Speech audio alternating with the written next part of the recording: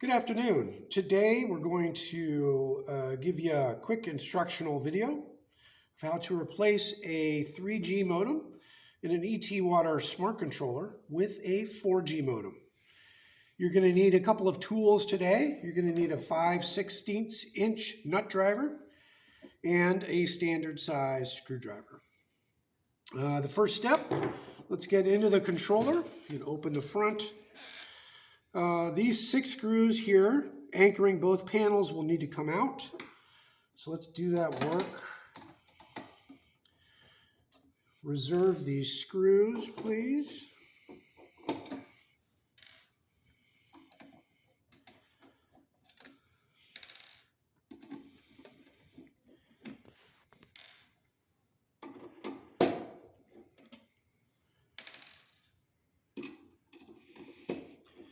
After we're done,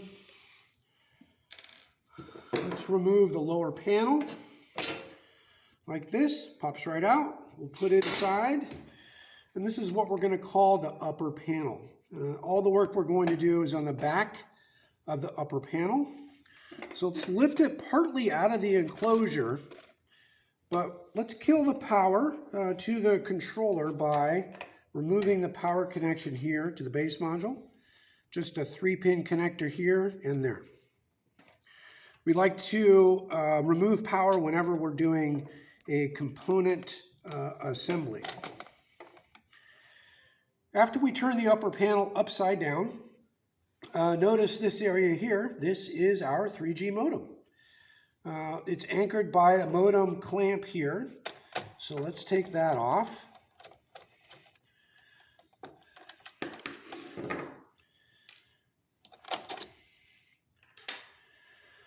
3G modem, 3G SIM card. Here is your antenna connection. So we just want you to loosen this. It's a very easy connection to undo. You just kind of work it off like that. Kind of a trailer hitch connection, just so you know. Put that aside. And then using 2 fingers on each hand, we'll just kind of work our fingers up underneath this modem, kind of gently rock it back and forth. And it comes out like that. You'll notice on the back of the modem, we have pins. And then here on the processor board, we have sockets. So the pins go on the sockets.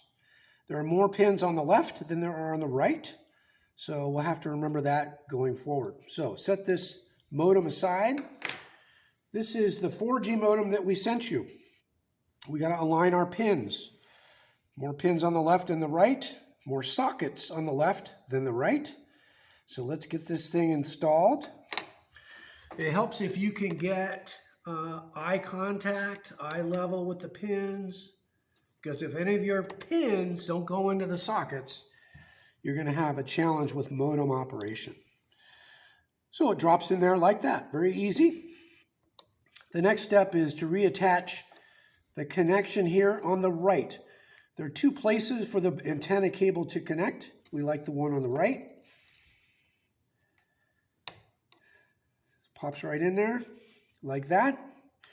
You'll remember the modem clamp. The purpose of the modem clamp with the 3G modems was to keep the modem intact during shipping. Your controller is not going to be shipped, so you do not have to reinstall the modem clamp. But let's put this nut back on.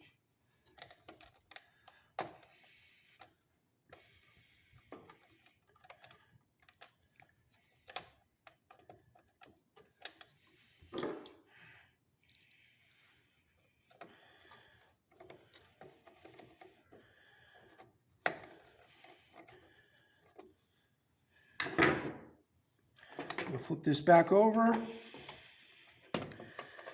like that. We can hold it out of the enclosure. Let's reinstall some power. We'll put this little connector back in. Drops in like this. Now, with the modem powered up, we would check here on the back. There's going to be a green power light over here. And then there's going to be a blue light over here to indicate network connect. Let's let the modem and the panel sit for 2 minutes. After we wait 2 minutes, we'll double check that there is a network connection here. You'll see that this blue light is flashing. We'll put this back like so. The next thing is, let's use the test dial button to make a connection between the controller and the cloud system online. You'll press test dial. It'll give a reading of signal strength. You'll press enter to initiate the call. If it's a good call, you'll get successful call complete displayed here. And at that point, you are good to go. So we would reassemble your controller. The lower panel, the upper panel, and our 6 screws.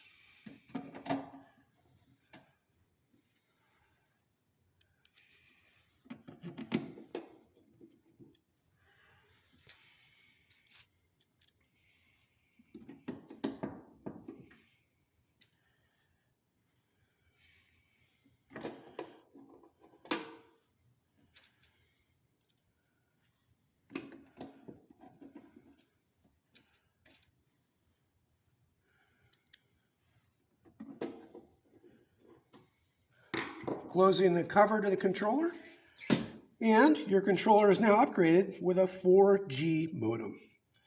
Thanks for watching this video.